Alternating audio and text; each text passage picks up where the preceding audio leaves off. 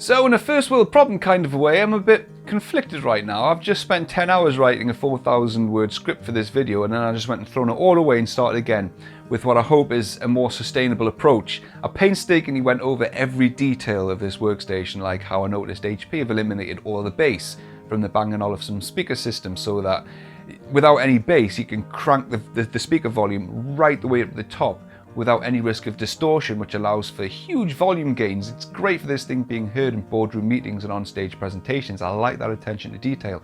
So I went over all of these details, tons of them, and that was 4,000 words, 15 minutes of talking, and I wasn't even halfway finished. So basically I'm throwing away a dissertation worth of work and starting again with a completely different approach, one that I hope I can keep up in the future. So if you're about to write in the comments, you forgot to mention XYZ at the end of the video, well, I didn't forget to mention anything. I was probably going to, I've considered it, and then I decided not to mention it in the interests of time. So I'm stripping this back to a fundamental format.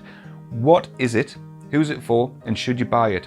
Weirdly, for something like this, there's going to be no performance benchmarks in this video because these units can come in sometimes thousands of different configurations. If your IT guy goes out and buys one of these, there's a very good chance that it won't have the same internal parts as the one I've got. So the performance scores that I get won't necessarily reflect what you'll get with the one you end up with. So I'll do application specific tests on this specific unit in individual separate videos. I'm going to keep this to a low level overview of the actual product itself. So let's start with what is it? This is the HP Zbook 17 G5. It is the flagship mobile workstation from Hewlett-Packard. This particular spec makes for one of the best laptops that money can buy today for enterprise users. In fact, this exact spec is one of the most powerful mobile workstations that any engineer, designer, architect or artist can hope to buy.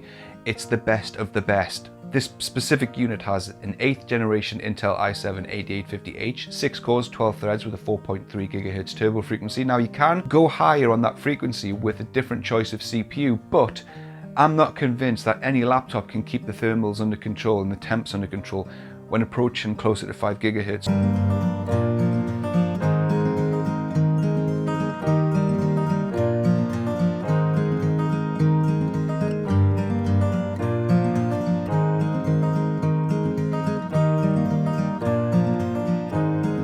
So for me, 4.3 GHz within a laptop with the 8850H is a good place to be.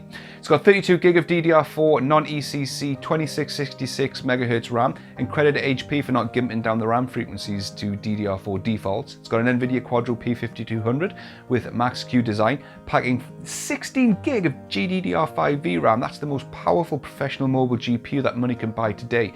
512 gig HP Z turbo drive, which is the simpleton branding for either a Toshiba X65 or a Samsung PM981, both though being really high-end M.2 PCI Express NVMe drives. It's got a 17.3-inch touchscreen Ultra HD 4K display, LED backlit with Corning Gorilla Glass 4, which makes it hard as a coffin nail, mate, but it also doubles up as a mirror, which I suppose lets you watch TV behind you and work at the same time. The Zbook G5 is no different to any other model line though. It doesn't just have one configuration. This spec that I've got is way overkill for the majority of 3D CAD users, and you won't see change of $4,000 out of this one either. So if you're buying for something like Autodesk Inventor, Fusion 360 or SolidWorks, go for this spec. Go for the same CPU, the Intel i7-8850H. You can go for the Xeon E2176M, that's marginally more suited for 3D CAD, but you'll need to pay more for ECC RAM with the Xeon, which is a big cost increase for the sake of getting a 100 MHz increase over the i7. Go for the same RAM, 32 gig of DDR4. I'd explain why, but I'd refer back to the intro and keeping this on point. GPU, go for the Quadro P3200 or the P4200 if you can get a good deal on that one. But the P3200 that's more than enough. That's a great card. The P5200 is for those who need everything that the world's got to offer for graphics. Automotive designers, architects and artists using GPU rendering, anyone needing maximum fidelity and smoothness in VR, but that's for those guys. This is massive overkill just for those using 3D CAD, so stay clear of the 5200 if you're just using 3D CAD. Same SSD, 512 gig Z turbo drive. I can't tell you how much drive space you need, but just make sure that your main boot drive is the Z turbo drive. I also can't tell you, mate, what kind of screen you need. 4K is amazing, but it doesn't scale well in most 3D CAD applications. They all look funky and the buttons all go a bit weird. But only you can decide if you're happy to compromise with that. Go for the 1080p display if you're not fussed with either way. For digital artists and editors, the HP Dreamcolor displays may be worth considering, but I'm not a screen connoisseur, so I can't tell you how good they are. But regardless of what spec you go for, you'll all get an incredibly high-end product, right? Any schmuck can buy CPUs from Intel and GPUs from Nvidia and then solder them inside a plastic case and pass it off as a laptop. So it's not the parts inside that are on review here, which is why there's no performance benchmarks. It's the actual product itself. And this product is first class, man, it really is. It's everything you'd expect from a company with the legacy, the pedigree, and the experience that HP have in this sector. The design of the Zbook G5 it's traditional, it's safe, but it's stylish, elegant, and classy. The aluminium and magnesium reinforced chassis is solid as a rock, man. It's quality. Premium. There isn't so much as a fraction of a millimeter of flex anywhere. It feels and looks like something that you'd expect to see ejected out from the dashboard of a Bentley or an Aston Martin. Ports and connectivity is excellent. Dual band Wi-Fi and Bluetooth. It's got gigabit Ethernet SD card. It's got triple USB 3.0 ports along with a smart card reader for those less fortunate than you who work somewhere that forces them to use those things. It's got the optical drive clinging on to life here by way of a Blu-ray reader and a DVD writer. It's great for those who, I guess, who still need to pull old drawings and projects out from the archives now and again. It's got a headphone jack made because headphones are still relevant. It lets you drown out the annoyance of moronic co-workers who insist on using the speakerphone for regular phone calls in the middle of an open plan office because they desperately crave attention and the need to feel important. Underlying issues there with me. It's got HDMI 2.0, mini display port, and 2 Thunderbolt 3 ports, which is awesome for those of us who are trying to embrace USB Type-C, so hats off to HP for peddling the future. The keyboard's pretty perfect without trying to be unnecessarily innovative to a fault. It's solid and what you'd hope to expect from a high-end professional workstation. Zero flex or bend in the keyboard. It's nice and evenly backlit. It still has that weird rubber mini widget mouse joystick thing that for that one guy that still prefers to use it. I don't know who you are, if you like that. If you use it, you win, mate. It's there. The battery as well, it's a battery, mate. It'll cling on for dear life whilst it can, but you don't buy these things for spectacular battery efficiency. Every spec combo that you can get this in will yield different battery life, but in this layout, expect no more than 2 to 3 hours of battery life at max at best. For me, I consider the battery on something like this to be nothing more than like a backup reserve power for when you've just ad hoc use. 99% of my time with a laptop like this, I'll have it hooked up to the wall power. So as a complete package though, the Zbook 17G5 is an outstanding effigy to HP's pedigree in the workstation market. It's high end in all but every department. The attention to detail in catering for the business user just hasn't gone unnoticed in all the details that I ended up not mentioning.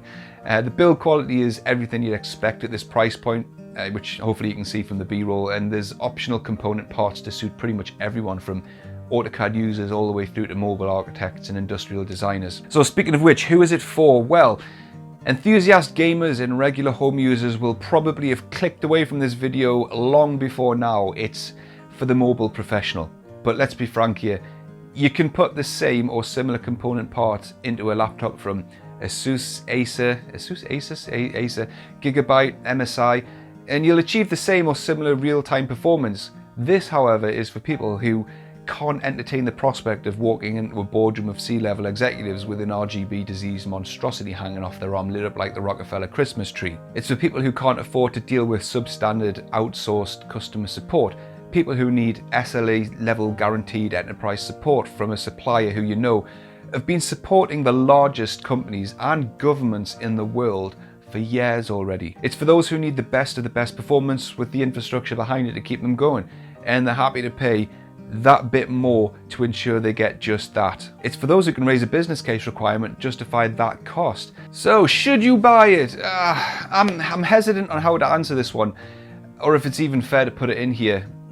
Because you could be anyone with any number of different circumstances with completely different requirements and needs to the next person asking the exact same question. All I can say is, would I buy it? Maybe that's a better name for this section, I don't know. But the answer to that is absolutely yes, without a shadow of a doubt. It's not without its faults though.